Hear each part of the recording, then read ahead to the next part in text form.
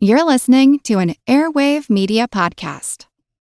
This year, build your credit history with the Chime Secured Credit Builder Visa Credit Card. No credit checks to apply. Get started at chime.com/build. The Chime Credit Builder Visa Credit Card is issued by the Bancorp Bank N.A. or Stride Bank N.A. members FDIC. Chime checking account and a $200 qualifying direct deposit required to apply.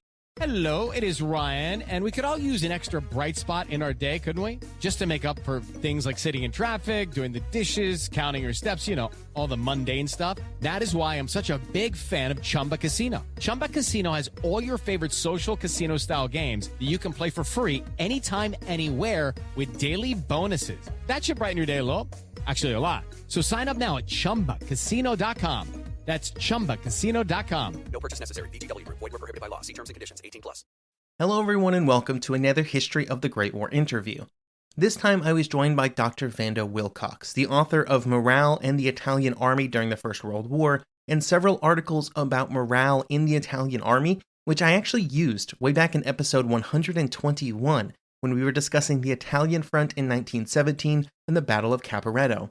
More recently, far more recently, Dr. Wilcox has written The Italian Empire and the Great War, which will be the topic of our interview today.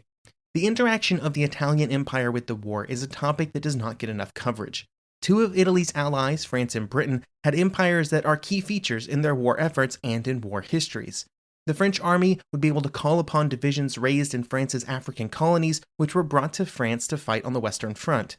The contributions of the British Empire are by far the most well-known, with Anzac troops featuring heavily in the fighting at Gallipoli and on the Western Front, Canadian troops making a name for themselves on the Western Front, and Indian troops being engaged in several different theaters, and many other contributions from many other places around the world. Italy's empire was much smaller, and so the contributions from those colonies was less impactful. This was seen in Rome as a problem, one that they hoped to remedy by their participation in the war. Before the First World War, Italy was allied with Austria-Hungary and Germany, but critically, this alliance was defensive in nature. This meant that Italy was only required to join in a conflict if Germany and Austria-Hungary were attacked. When the war started in 1914, Italy used the excuse that since the other nations had not been attacked and had participated in the start of the war, Italy was going to set this one out. They would not sit out very long, though. Italy became a very important free agent that both sides in the war sought to bring in on their side. This would eventually result in the signing of the Treaty of London in April 1915, and then Italy's entry into the war on the side of the Entente in May 1915. The contents of the treaty were simply a laundry list of territories that Italy would expect to receive if the war was won. This included territories along Italy's northern frontier, some Adriatic islands, areas on the Dalmatian coast, and then vague agreements involving territories in Africa and the Ottoman Empire. This would have been a huge increase in the total size of the Italian imperial territories, and included many territories that were felt to be very important to the future growth of that empire in the future. After entering the war, Italy would launch several attacks along the Isonzo in northern Italy, targeting the Austro-Hungarian forces around Trieste. They would launch not one, not two, not three, but 11.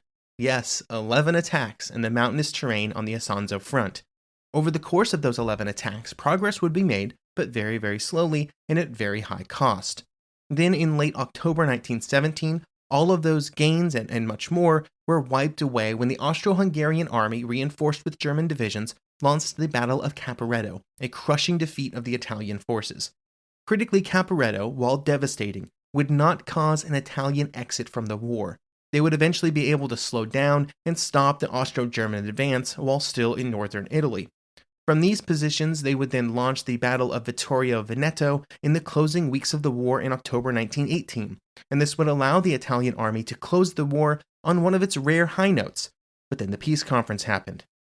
While officially the Italian delegation was treated as one of the major powers at the conference, being one of the Big Four, as they called themselves, what would become apparent was that Italy was not considered to be on the same level as the British, French, and Americans.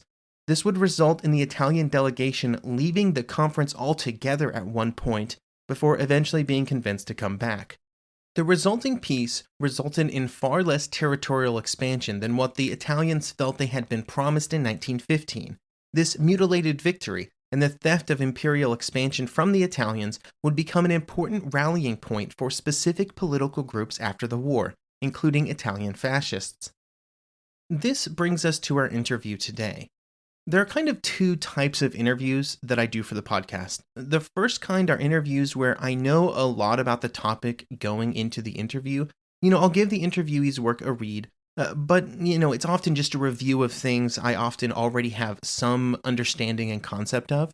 This interview is the second kind, in which I had very little previous knowledge on this topic. I don't think I'd ever read any dedicated work to Italian colonies or Italian imperialism during this period. Reading through Dr. Wilcox's latest book was a joy and discussed topics that I had never seen anywhere else, which for a person who has spent years reading about the war is always incredibly exciting. So without further ado, here's the interview, and check out the podcast description for a link to Dr. Wilcox's latest book, The Italian Empire and the Great War. The one truth about human history is that change is inevitable. But the one thing that has never changed is that humans need food to survive. There are many ways to get that food, but one of the easiest ones is Factor. Factor delivers ready-to-eat meals right to your door. All you have to do is heat them up and dig in. In 2 minutes, you can be eating tasty keto or vegan options, or any of their 35 options that they have available every week. So you can choose maybe the cheesy garden herb chicken, maybe the Santa Fe green chili beef skillet, or perhaps the Caribbean spiced tofu. It is all delicious, and if you have a bit of a sweet tooth, Factor still has you covered with a wide range of snack and smoothie options. Chocolate mocha cheesecake, snickerdoodle macaroons. Any of that sound good? And don't worry, even the tasty stuff is dietitian approved. Head over to factormeals.com/GW50 and use code GW50 to get 50% off. That's code GW50 at factormeals.com/GW50 to get 50% off. Lucky Land Casino, asking people, what's the weirdest place you've gotten lucky? Lucky? In line at the deli, I guess? Aha, in my dentist's office. More than once, actually. Do I have to say? Yes, you do. In the car before my kids' PTA meeting. Really? Yes. Excuse me, what's the weirdest place you've gotten lucky? I never win and tell. Well, there you have it. You can get lucky anywhere, playing at LuckyLandSlots.com. Play for free right now. Are you feeling lucky? No purchase necessary. Void where prohibited by law. 18+. Terms and conditions apply. See website for details.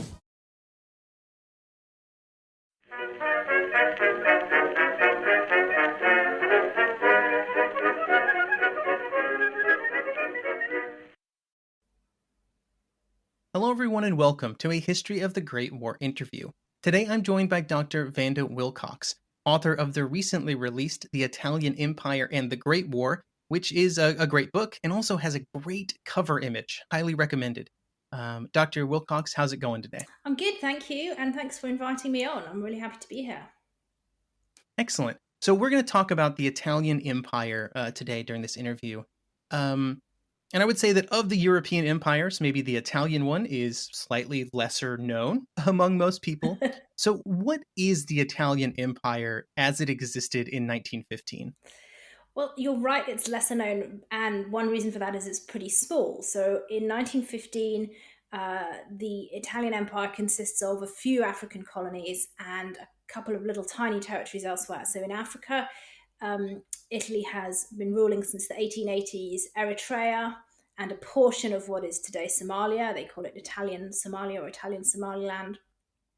In North Africa, they've only very recently conquered Libya, which I guess we'll talk about more in a moment. But in 1911, 1912, they'd gone to war against the Ottoman Empire to conquer Libya. They've also, in that same war, conquered some islands in the eastern Mediterranean based around the island of Rhodes, which is an area that they call the Dodecanese.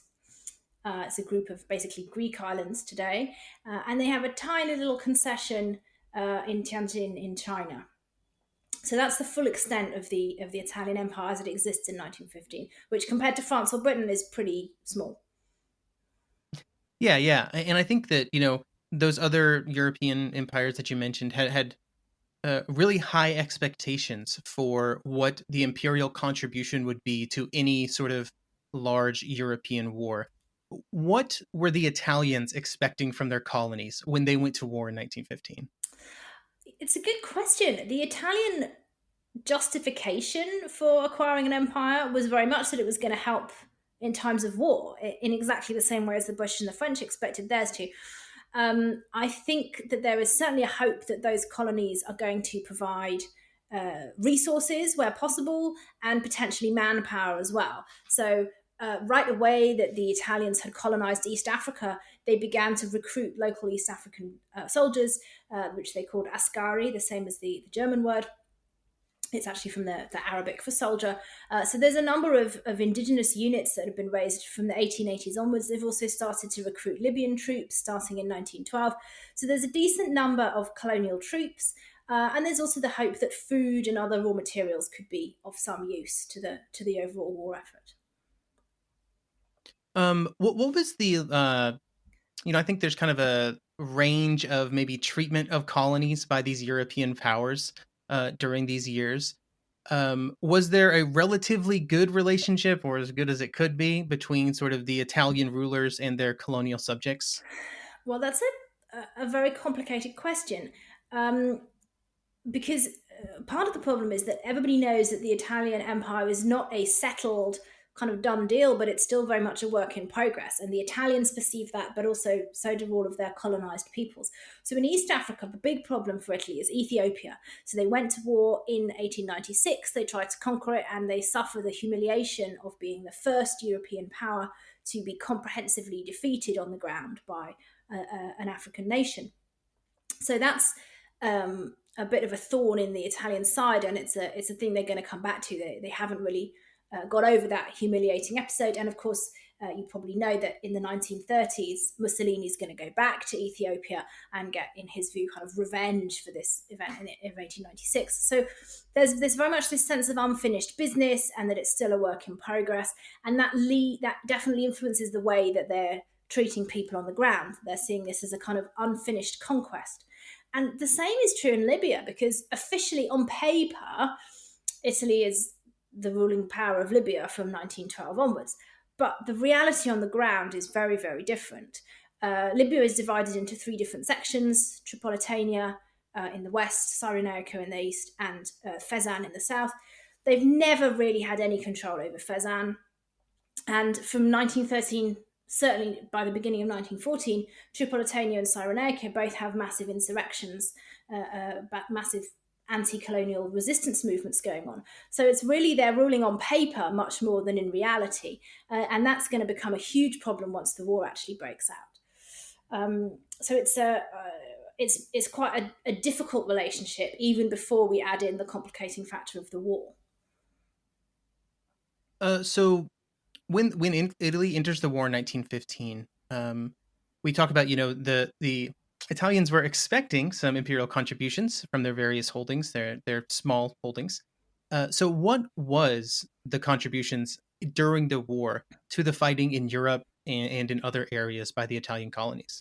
Right. Well, I think one thing that we should add before we get into the details of what the actual contribution is that the Italian concept of empire and colonies is a slightly unusual one, because they don't just include, when they say the word colonies, they don't just include these African or Eastern Mediterranean colonies. They're also thinking about a kind of informal system of what they consider to be emigrant colonies. So Italians overseas, Italian emigrants in North and South America, in Australia, in wherever else they might be in the world, are also considered as under the heading of colonia, of colonies. So when you talk about what does Italy expect the colonies to contribute, they're also thinking about this kind of informal emigrant empire, and they're very concerned that Italians in the USA and Canada and Brazil, Argentina, Venezuela, they should all also be contributing to the war effort. So when we assess what is the war contribution of the colonies, we also need to think that they've got this dual definition in a way. So Italians overseas, first of all, are supposed to come home and serve. So if you're an Italian citizen, you're liable to the draft wherever in the world you are. So if you're in an African colony, if you're living in Tunisia or other parts of North Africa, there's lots of Italians in non-Italian ruled North Africa as well. They're all liable to the draft. Italians in America, wherever else they might find themselves. And some of them do come home and serve.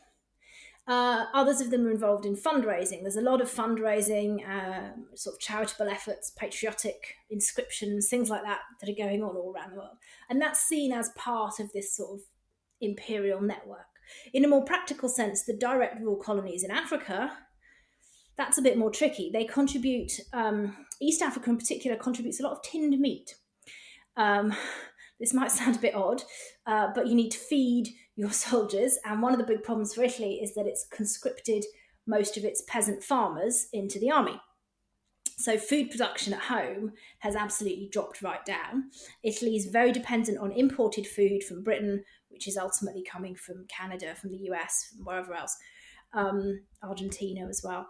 But that has to get there. You have to sail it around the world, you have to have the shipping, it's got to come across the Atlantic in many cases, and it's not necessarily a big priority for the British Merchant Navy or for the British Navy in general to be protecting those imports. So for Italy to be able to find its own extra sources of food is quite important. And in East Africa, they set up huge meat canning factories and they ramp up production of cattle. They buy loads of cattle in from Ethiopia. In fact, what they do is they distort the meat production of the whole of the Horn of Africa so drastically that they cause local famines in the process of shipping this canned meat over to the Italian front. But that's one of the contributions, if you like, that the colonies are making. It's actually quite a depressing story when you read what happens to the people on the ground who are the sort of harsh end of this policy. In terms of manpower, though, it's actually a bit of a disaster because although the army is ready and willing to deploy its colonial soldiers over to the Italian front, the government changes its mind.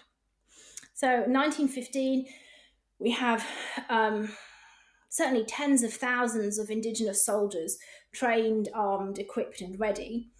The Chief General Staff says, okay, where are we going to send them? We're going to send them to the mountains, whatever.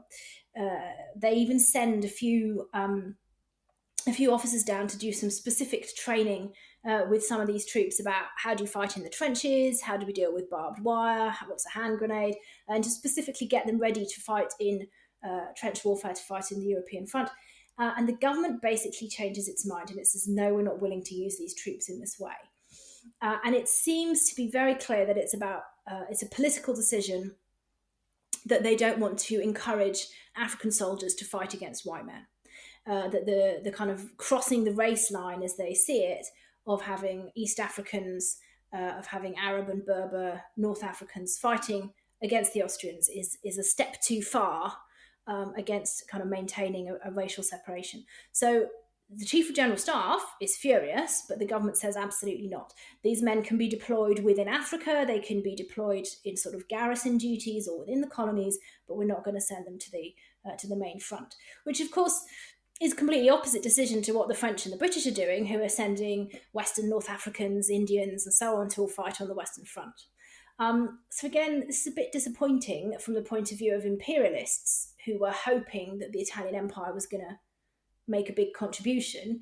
In fact, it makes less of a contribution in a way that it could have done because Italy's own government decides that it would be dangerous and undesirable to encourage African colonized peoples to think that they could fight against white Europeans.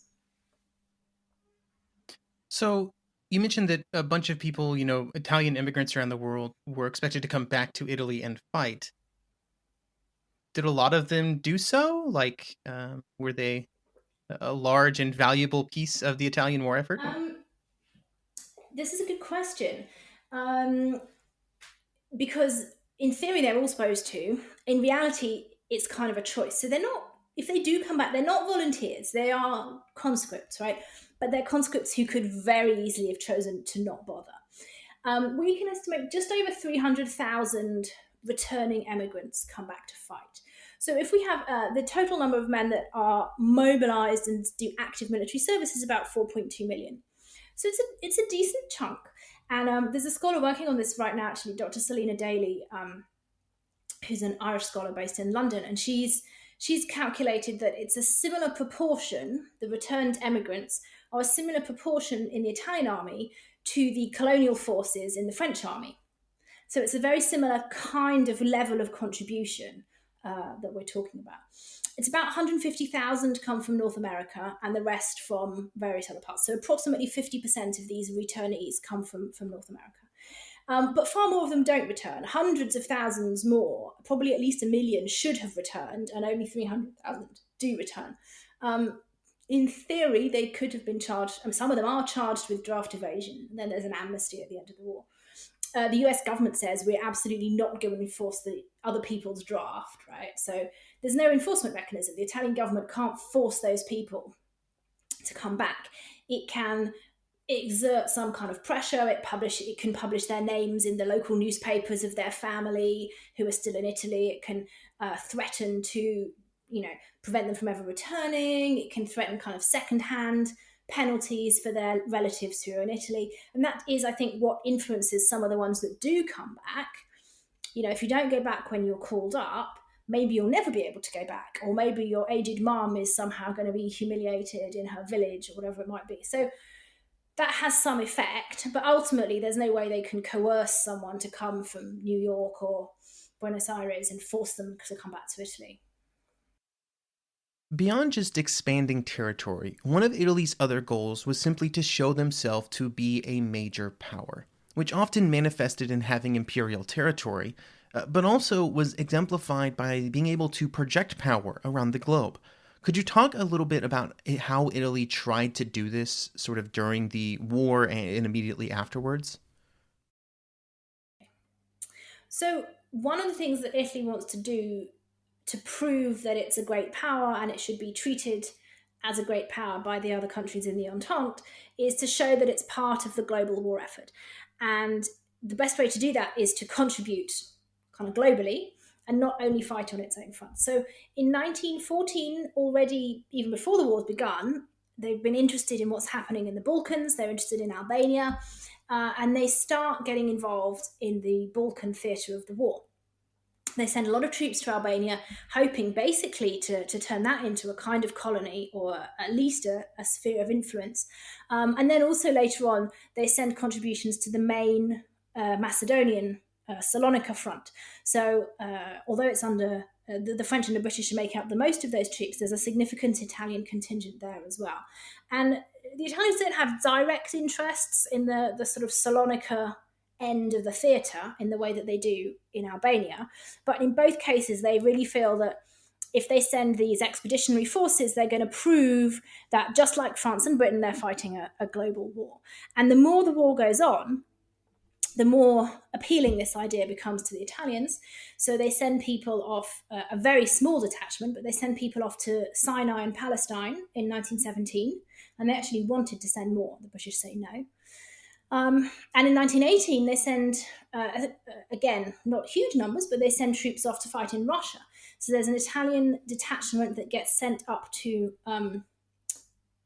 Manchuria, and there's another detachment that gets sent up to Archangel in the very northern part. So there's actually two separate expeditionary forces of Italians that are sent off to fight in Russia. So this is very much about kind of trying to project global power, trying to say, if France and Britain are sending these troops, we can do it too. Anything they can do, we can join in. And they also, in 1918, send troops to France, right? So after the Battle of Caporetto in 1917, France and Britain send troops to Italy to help out. In 1918, Italy returns the favour, that's the theory at least, by sending troops to fight on the Western Front. And actually they end up serving alongside the Americans. So a lot of the battles where the Americans are most active, Second Marne and so on as well, the Italian troops are kind of right there next to them. Does it make a decisive difference on the Western Front? No, definitely not. But it's very much a symbolic gesture to say, there's reciprocity here. You didn't just help us out and then that was it. We help you out too. And trying to project themselves as being on the same level. The real problem is, does Italy have enough military power to actually operate on the same level as its Entente partners? And the answer is probably not. So this is not at all related to that answer or the question I asked, but it just popped into my head while you were talking. How is the Italian Empire sort of viewed within Italian society?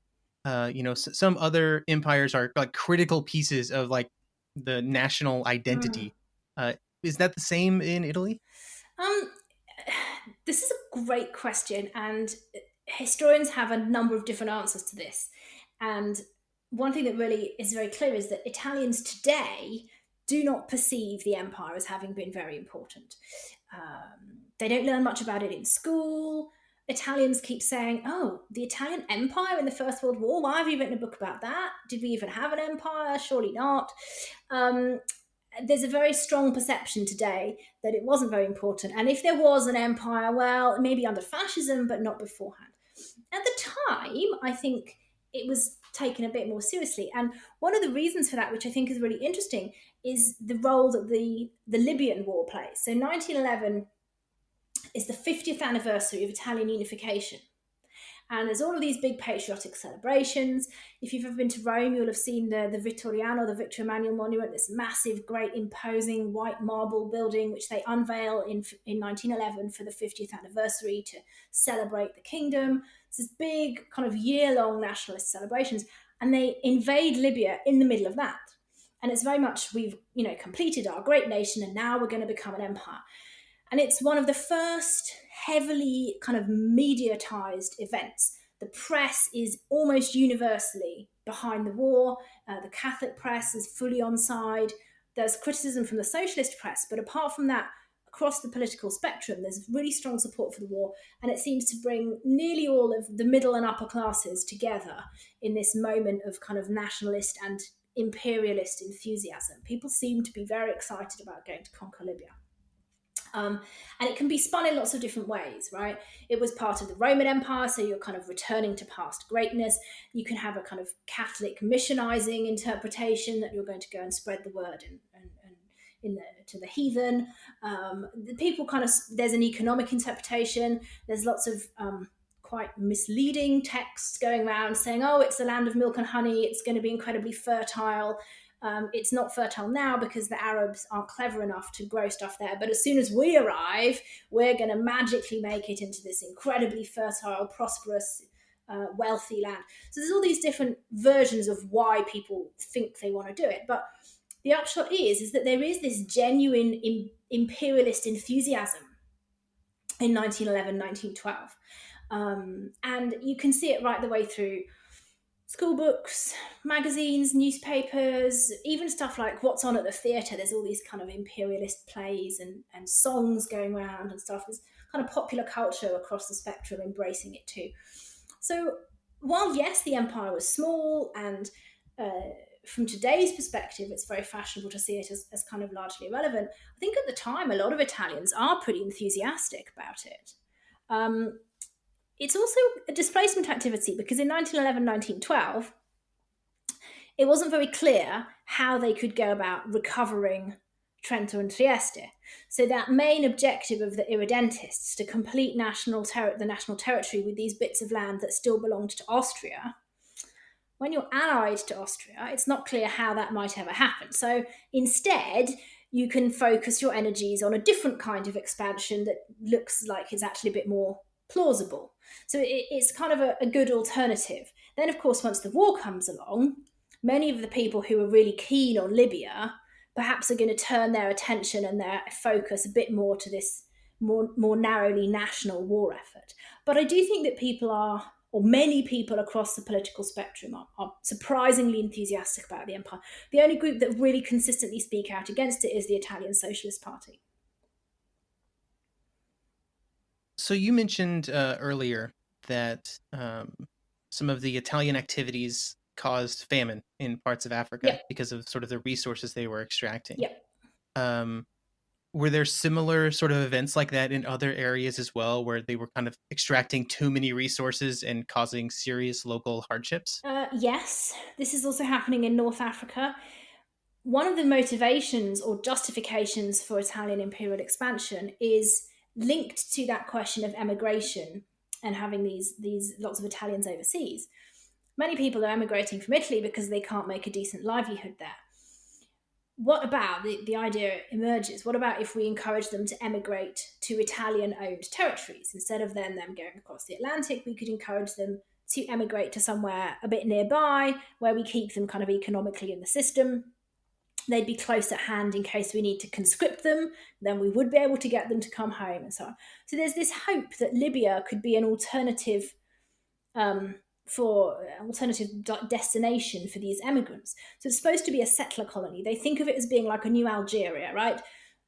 Hundreds of thousands of French and other Europeans have gone to Algeria and settled there, and that's what Italy wants Libya to be. The problem is that, as with all settlement colonies, this is based on the assumption that the land is empty, which of course it is not. So, in a lot of places, this involves a process that has been described as forced nomadification. In other words, you force people out of their villages and homes, you take them over for Italian settlers, then you claim that they're nomads and they have no culture or claim on the land anyway, because otherwise they wouldn't be wandering around in the desert, and you can therefore sort of further marginalize them socially and politically. So the full settler colonial project that Italy began to undertake in North Africa is exceptionally damaging to the peoples of Libya. They actually, the thing that limits it, if you like, is that they never get very far down this road in this particular time period, partly because the First World War takes up a lot of their attention, but also because the peoples of Tripolitania and Cyrenaica resist extremely energetically and have no intention of just lying down and taking this. And they're fighting this ongoing large-scale guerrilla war. So there's basically around 100,000 troops, 100,000 Italian soldiers pinned down in Libya by this ongoing resistance throughout the war.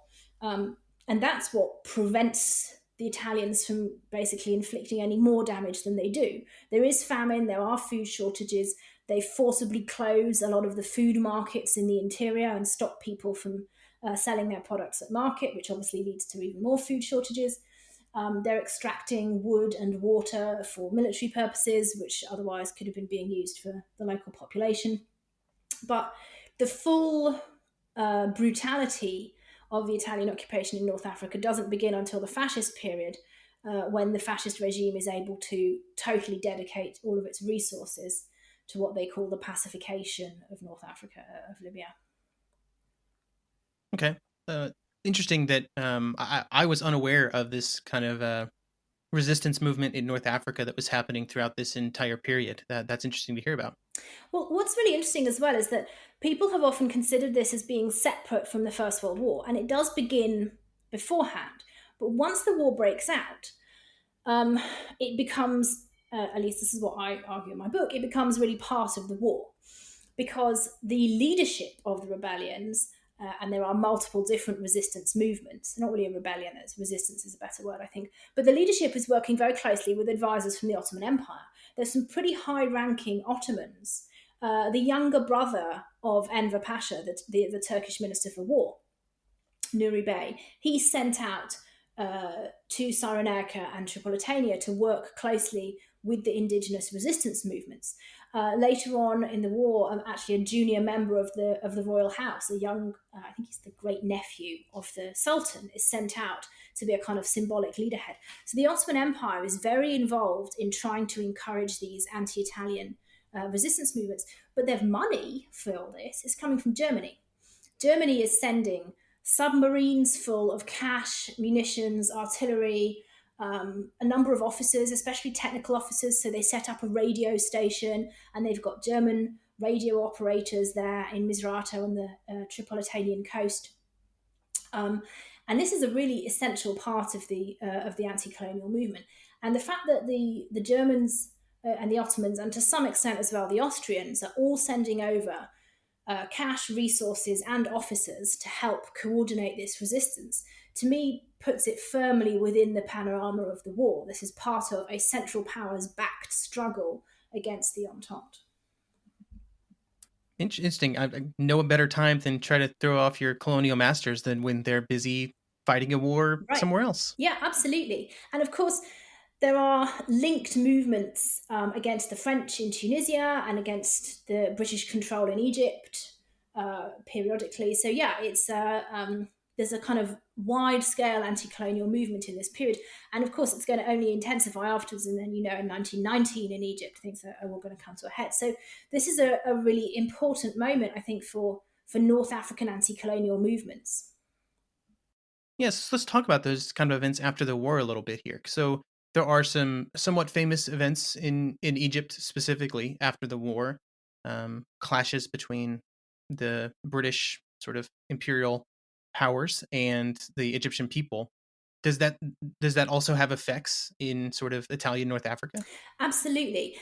So, one of the things that I found most interesting researching what was going on in North Africa was learning about the resistance leaders themselves, who the Italian sources sort of depict them as these backward tribesmen who know nothing about it.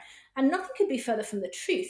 They're extremely mobile and they're extremely well connected. They're part of international networks. They're traveling around the Mediterranean, they're going to Egypt, they're going to Algeria, they have connections in Turkey, they're going to Istanbul. They're corresponding with people all over the Arab world. So they're kind of in these deeply embedded international, transnational networks. They're corresponding with people from all over the Arab world and anti-colonial activists from all over the place. So they're very interested in what's going on in Egypt and in other parts of the Arabian Peninsula as well, and they're both highly mobile and are engaged in all this correspondence. Some of them are going regularly on almost annual pilgrimages to Mecca, and they're meeting all kinds of interesting people there and coming back with these ideas. So definitely what's going on here is deeply interconnected. And in Tripolitania, in the end of 1918, as the war comes to an end, something extremely interesting happens. The Tripolitanians create the world's first independent Arab republic. They declare independence from Italy, and they set up the Tripolitanian Republic, it's called. There's a group of 5 or 6 leaders who come together to form a sort of power sharing agreement, I guess we could call it. It's possible that if any one of them had been able to fully seize power, he would have tried to establish himself as an emir, as a hereditary ruler. But because no one individual was powerful enough to do that, they created a republic. Now, unfortunately, it doesn't last very long. The Italians, they're not quite powerful enough to control the territory, but they're also too powerful to allow a successful independent state to crop up. And a sort of strange half compromise deal ends up being made. But yeah, it's an important moment, and the generation of leaders that operate in Tripolitania, a lot of them end up going into exile. A lot of them are connected with other Arab nationalists and anti-colonial leaders too. And in Cyrenaica, so that's in the eastern portion, the leader of the Senussi, which is a religious brotherhood which operates in eastern Libya, who comes to the fore in this period, ultimately is going to become the first king of an independent Libya after the Second World War, under the name of King Idris I. So this generation of First World War and immediately post-First World War leaders is really significant. Also, after the war, one of maybe the most famous parts of Italian sort of interaction with the First World War is that in 1915, they were promised all of this imperial expansion sort of opportunities by the other nations that they joined, and really don't see delivery on a lot of those promises. What was Italy hoping to gain from their sort of participation in the war, and why did they kind of fail to get any of that? Well, that's the big question, right? What they really hoped for, I mean, the concrete list of things that they're offered in 1915 is in the Treaty of London. They have a relatively specific list of territories. But what it all adds up to is that they want to be an acknowledged and confirmed great power. They want to feel and everyone to see that they're on the same level as the other European great powers. And that doesn't work out for many reasons, partly because they're not on the same level as the other European powers, just in terms of really their wealth, and the resources that they're able to mobilize. One of the things that becomes very clear, especially when it comes to colonies, is that the bigger your empire, the easier it is to claim more empire. Whereas actually, if you don't have very many colonies, you don't have the wealth, the standing, or the clout to claim more colonies. And that's what happens at the end of the war, right? The biggest colonial powers, France and Britain, gain the most. It's to him that hath shall be given, basically. So the Italians are disappointed both in the specific, they don't get all of the specific territories that they'd asked for, but also much more generally, there's this sense of disappointment and frustration that they haven't received that kind of acknowledgement that they wanted.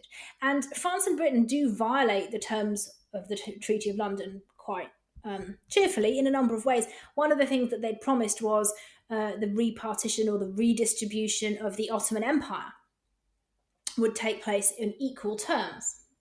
And in 1917, they've even signed a new treaty to that effect, called the Agreement of Saint-Jean-de-Maurienne. They've come together and they've allocated a portion of the Ottoman Empire to be given over to Italy. So just as France is going to get Syria and Lebanon, and Britain is going to get Iraq and that portion heading southwards, they're going to give basically southwestern Anatolia over to the Italians. This never happens, and France and Britain tell Italy, even before the end of the war, in fact, in October 1918, actually, yeah, we know we signed that deal, but we're not going to do that. And of course, the Italians are furious. But it wasn't actually even up to France and Britain, because by the time that the dust settles with the Ottoman Empire, we've had the Greco-Turkish War, we've got the new Republic of Turkey. It's completely impossible for Italy to claim that territory for itself. It did send over troops, right? In 1919, there was an Italian expeditionary force to southern Turkey. They land in March 1919, and they end up with, at one point, at least about a division and a half in total, trying to occupy this area. But they simply can't hold on to it. They're not willing to start a major new war with Turkey about it. And the difference, I guess, with the French and British have claimed for themselves the non-Turkish portions of the Ottoman Empire. So Ataturk and the new Turkish nationalists are more or less willing to say, okay, fine, you can take these Arab states and do what you want with them. What they're not going to let go of is a core portion of Turkey itself. And the area which had been allocated to Italy is a core portion of Turkey. So there's no chance that the Italians are going to be allowed to get that. And they don't. But this all adds to that feeling of resentment that Italy has been kind of hard done by, that it's been sort of cheated out of its fair share at the Paris Peace Conference and afterwards. You mentioned sort of picking a spot in Anatolia that they wanted to be their own. Was there any justification behind that, or were they just like, yeah, we'll take that little piece right there? Well, there are Italians living in some of these coastal towns, right? So I mentioned before the Dodecanese Islands. That's the group of islands that are based around Rhodes, and they're pretty close to the Turkish shore. So there's a number of these islands that are in Italian hands from 1912 onwards. And now officially, after that war, they were supposed to be under Turkish sovereignty, and it was supposed to just be a temporary Italian occupation. The Italians want to turn that into something permanent, but even more, they want to use that as a jumping off point, as a kind of bridgehead to expand into mainland Anatolia. And the really tempting objective is Izmir, Smyrna, where there is an Italian community.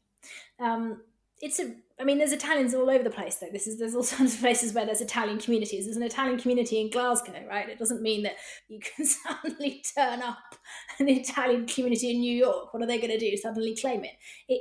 There's no real justification. A few people dig out the sort of time-old ancient Roman Empire stuff.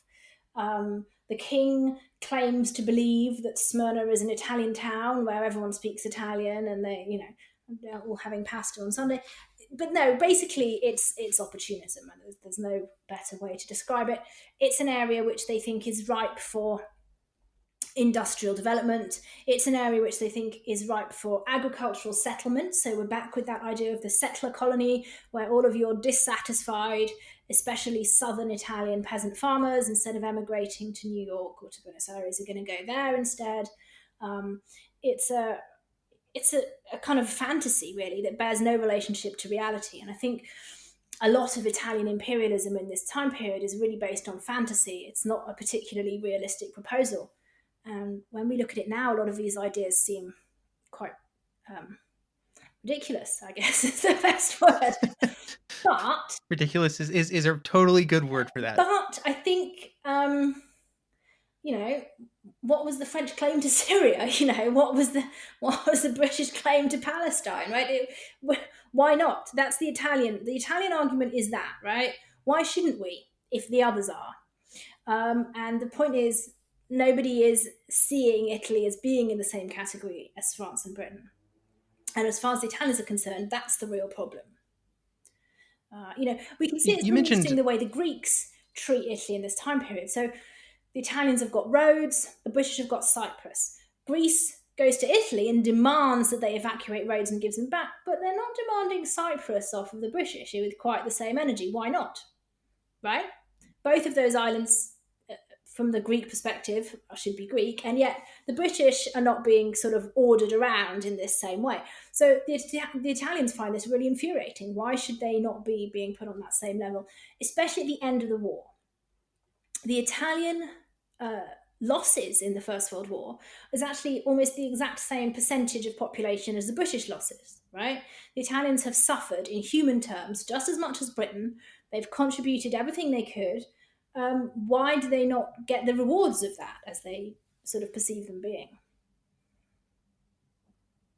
That would be a very important question for the first few years after the end of the First World War in Italian politics. And I think this is a part of the picture of the rise of fascism that hasn't been given enough consideration, right? When we talk about Mussolini and this idea of the mutilated victory, the idea that the Italian victory hasn't received the consequences that it deserved, and we have this sense of kind of nationalist anger which Mussolini and the fascist movement is able to channel, the sense that the old liberal democracy was a failure. We tend to see that very much just in terms of those Adriatic territories, right? So the city of Fiume and the lands in the upper Adriatic coast that Italy wanted and doesn't get. But actually, I think that the imperial context is really important too. Italy also wanted lots of territory in the Eastern Mediterranean, which it doesn't get. It also had hopes in East Africa, which it doesn't have satisfied. It has kind of various grandiose imperial schemes of one kind or another, which all of which fall flat. Even at the most petty level, right? In Tianjin, in China, the Italians say, well, can't we claim the Austro-Hungarian concession? We were talking like a square mile of land, right? Can't you give us the Austro-Hungarian bit? And they don't even get that, right? So there's this real sense that across the board, imperially as well as nationally, they've been denied. And that definitely feeds into the rise of fascism. And if we think how important imperialism is going to be to the fascist regime once it's in power in the 20s and 30s, I would argue that it's a bit strange that we haven't seen how important imperial sort of dissatisfaction is to the rise of fascism as well. That is a fantastic point. When we're looking at these colonies, you mentioned that before the war, Italian sort of ability to project power was somewhat limited in a lot of their colonies, and then we just got done talking about a little bit about how there was like active rebellions and active sort of independence movements in these colonies after the war. So do the Italian colonies that they do have, that they do still control, sort of go back to the pre-war kind of limited Italian control up until the fascists come to power and things really change? So the period of 1919 to 1922 is basically a period when Italy is completely broke. Italian war debts are massive. The Italian economy has kind of crashed. You've got all of these returning veterans who are unemployed. You've got lots of disabled veterans and widows and orphans campaigning for pensions. The whole thing is a real mess economically. And in mid-1919, we get a new prime minister, a guy called Nitti, who's an economist, and his basic object is let's just stop spending money on anything. And you can see his point, because they don't have any money to spend on anything, and no one's going to lend them any money either. So all of the big things that they'd hoped to do, all of the big schemes, are going to fall apart, partly because there's no cash to actually do them, right? How are you going to occupy and seize all of these new territories when you can't pay for any troops to go and do that? And the same is going to apply in the colonies. Nitti and all of the men who follow in that interval period don't want to spend a penny more on the colonies than they can possibly avoid doing. So it's kind of a period of stasis. By the end of the war in North Africa, Italy only really holds this very, very narrow coastal strip. And that's going to basically continue to be the case for the next few years. They more or less come to a compromise deal with a lot of the resistance leaders that say the resistance leaders will officially agree to support Italy, but functionally they're continuing to govern in their own names. In East Africa, the situation is relatively stable. The East African Italian colonies have remained under Italian control, but everyone can see that Ethiopia is still going to be this kind of long-term objective. So then once the fascists are solidly in power, they spend the rest of the 1920s pacifying or reconquering Libya, and then after that they're able to turn their attention to East Africa in the 1930s.